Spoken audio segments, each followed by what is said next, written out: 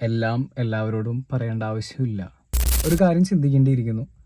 നമ്മളൊരാളോട് ഒരു കാര്യം ഷെയർ ചെയ്യുമ്പോൾ നമ്മുടെ മനസ്സിലൊരു നമ്മളൊരു എക്സ്പെക്റ്റേഷൻ വെക്കും. അവർ ഇന്ന രീതിയിൽ നമ്മളെ റെസ്പോണ്ട് ചെയ്യണം, ഇന്ന രീതിയിൽ നമ്മളോട് റിപ്ലൈ പറയണം എന്നൊരു എക്സ്പെക്റ്റേഷൻ ഉണ്ടാവും. അപ്പോൾ നമ്മളത് പറഞ്ഞു കഴിയുമ്പോൾ നമ്മൾ വിചാരിക്കണതിൻ്റെ ഓപ്പോസിറ്റ് രീതിയിൽ റിയാക്ഷൻ സംഭവിക്കുമ്പോൾ നമ്മൾ ഡൗൺ ആവും, റിഗ്രറ്റ് അടിക്കും, അത് പറയേണ്ടിയിരുന്നില്ല എന്നൊക്കെ നമുക്ക് തോന്നും.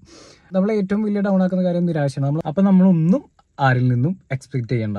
എക്സ്പെക്റ്റ് ചെയ്യാണ്ട് പോയി കഴിഞ്ഞാൽ ഒരു പരിധി വരെ നമുക്ക് നമ്മുടെ മാനസിക ആരോഗ്യം കാത്തു സൂക്ഷിക്കാം. ഇടങ്ങേറാക്കണ ഒരു കാര്യം അതാണ്. കാരണം നമ്മുടെ എക്സ്പെക്റ്റേഷൻ മീറ്റ് ചെയ്യാണ്ടായി കഴിയുമ്പോൾ നമുക്ക് ഭയങ്കര നിരാശ സംഭവിക്കും.